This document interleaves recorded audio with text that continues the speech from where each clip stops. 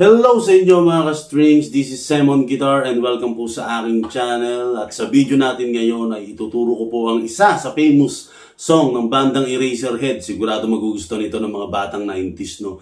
Ang Wag Mo Nang Itanong, yes po. Ang Wag Mo Nang Itanong ng bandang Eraserhead ang unang-una ko pong ituturong tutorial dito sa ating channel. Dahil ito rin po yung kauna-unahang song na natutunan kong gitarahin or tugtugin sa gitara. So huwag na natin patagalin to mga ka-string. Simulan na natin ang tutorial. Let's go! Sa original arrangement ng kanta na to mga ka-strings ay wala naman talaga siyang intro. So nasa sa inyo na lang kung gusto nyo siyang lagyan ng intro. Kung halimbawa gusto natin siyang lagyan ng intro, so ang gagawin lang natin ay mag-chords lang tayo ng E at ng A. So E-A chords lang. Bahala kayo kung hanggang kailan o kung gaano katagal kayo mag-E-A chords bago nyo ipasok yung stanza. Pagdating naman sa strumming nito mga ka-strings ay napaka-basic lang, no? Yung pinaka-basic na strumming lang yung ating gagawin. So, ganito lang yon. Down, up, up, down, up, up, down. Tapos, lipat. Down, up, up, down, up, up, down. Tapos, pwede nyo laruin sa dulo kung gusto nyo bago kayo lumipat ng ibang chords, no? Or ibang chord. So, ayan, no?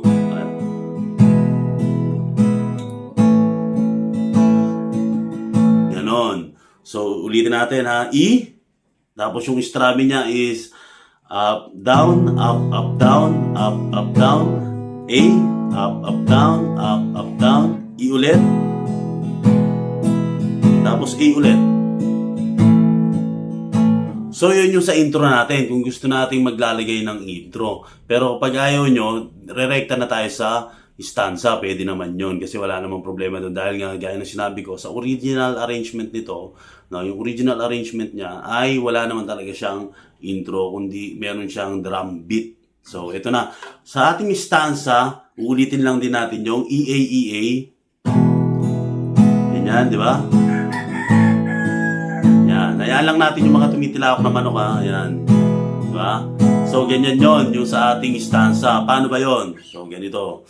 Hika ang inabot ko nung piliting sumabay sa'yo hanggang kanto ng isipang mong parang sweepstakes ang hirap manalo.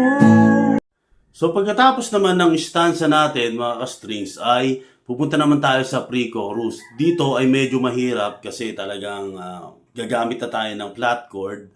Kaya talagang masakit sa daliri, lalo na sa mga first timer na gagamit ng gitara, talagang mahirap. Pero okay lang yon kasi lahat naman nagsisimula sa ganito. So ito na, no? Ang una nating chord dyan sa ating pre-chorus ay yung F sharp minor. So, paano ba F sharp minor? Idiin lang natin lahat ng string dito sa ating second fret. Yan, dyan sa second fret. Yan. Tapos, ang susunod natin dyan, yung ating ring finger at ating pinky finger ay ilalagay natin sa fourth fret sa 5 and 4 na string. Yan. Yan. Diba, ganyan. So, ganun lang. F sharp minor, tapos yung strumming, ganun pa rin. Then, ang susunod niyan ay uusog lang tayo ng sa dalawang fret. So, ito naman yung G sharp minor. Diba? So, pupunta ka lang dito sa F sharp minor, tapos sa-adjust ka lang ng ayan. Diba? Hanggang makarating ka sa 4th fret. Yan yung G sharp minor. Yan. Tapos, ang susunod niyan ay A ulit. Babalik ka sa A. Yan. Tapos, isa pang mahirap na chord ang susunod. Pero kayang-kaya nyo to. Yung B. Paano ba yung B? Yan. Ito yung B ay magsisimula ka rito sa second fret, 5th string. Tapakan mo ulit lahat. Pababa. Yan. Tapos, dito ay para ka naka-A. Yan. Pero sa 4th fret na siya. Para kang naka-A. So, 2, 3, 4 na string. Kailangan matapakan. Tapos, tapak ka rito lahat sa second fret. No? So, ganyan siya. Pero kung kaya ng daliri nyo na baluktutin yung inyong ring finger, gaya ng ginagawa ko ngayon, ganyan. So, ayan. mas maganda, mas madali. No? So, pero kung hindi, pwede naman yung ganon. Yan. So, ganyan. So, paano ba siya tutugtugin? So, ganito siya. Ngayon, pagdating ko sa bahay, ibabaw yung kilay, ayoko ng ingay. Ganon. So, yun yung ating pre-chorus. So, paano natin tutugtugin siya ng simula sa first stanza hanggang pre-chorus. So, ganito yon. Simula tayo sa stanza. Ika, na, na, na, na, na, na, na, na, na,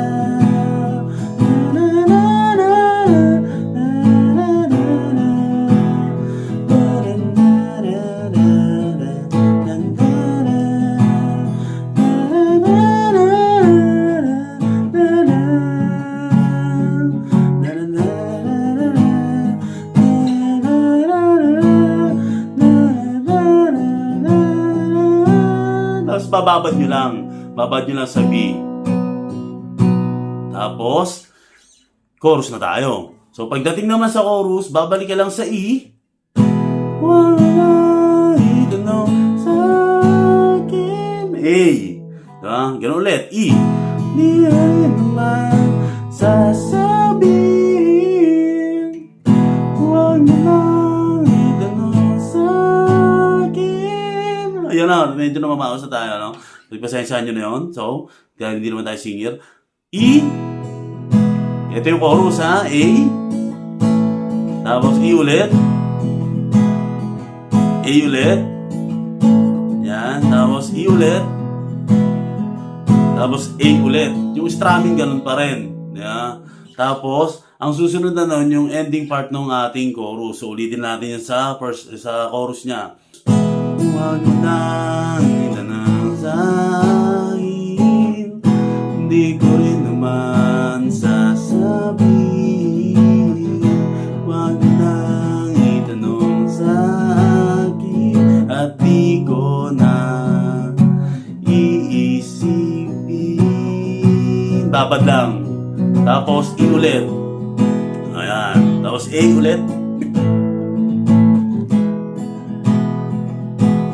Yun. Tapos, susunod yung ating second stanza. Sa second stanza naman mga ka-strings, ay ganun lang din. Uulitin lang natin yung ginawa natin dun sa ating first stanza. No? So, syempre, ganun ulit. E, A, E, A.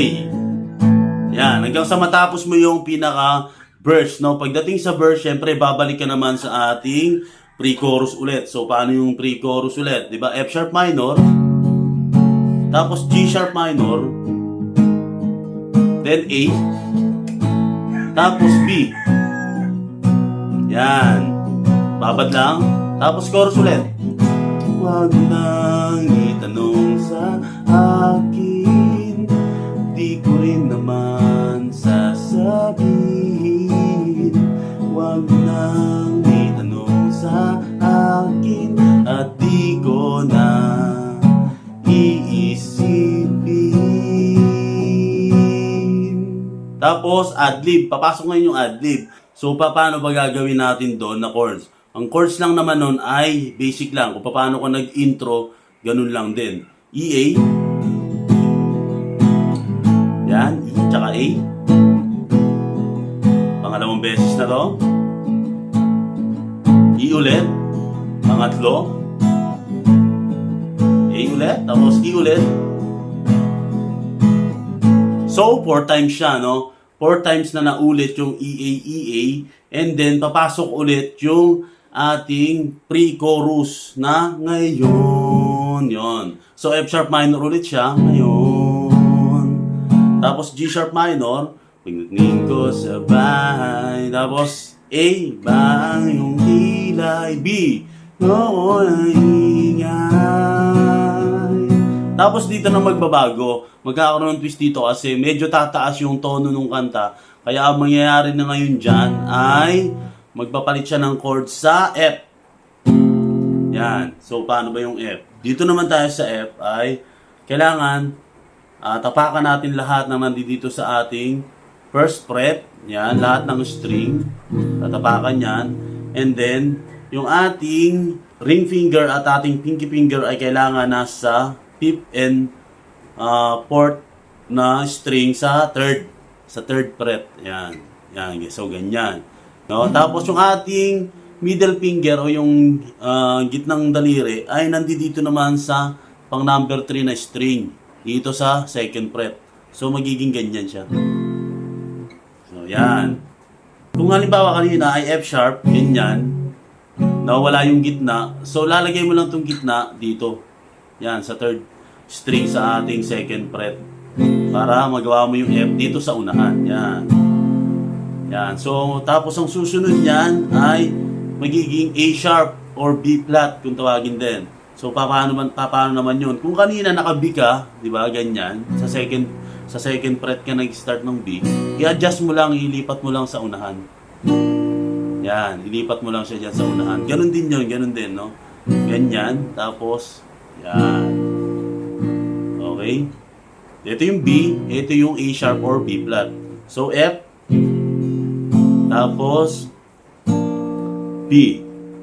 Di ba? F, tapos, A sharp. So, paano yung strumming nun? Ganun pa rin, di ba? Huwag mo nang itanong sa akin, hindi ko rin naman sasabihin. Huwag mo nang itanong sa akin. Dito naman sa last part ng chorus na to, ay magpapalit ka rin ng chord sa G minor. Yan, G minor. So, paano naman yung G minor? Di ba, F sharp kanina, nakaganyan lang sa F sharp, sa 2nd fret, i-adjust mo lang ng isa dito sa 3rd fret. Yan. G minor. Tapos, C. Or pwede rin naka-C, no? Flat. So, ibababa mo lang. Di ba, G? Yan, G minor. Tapos, baba mo lang. Okay, G minor. Yan. So, paano siya tutugtugin? Yung pinaka-last chorus na yon. Dito tayo sa F.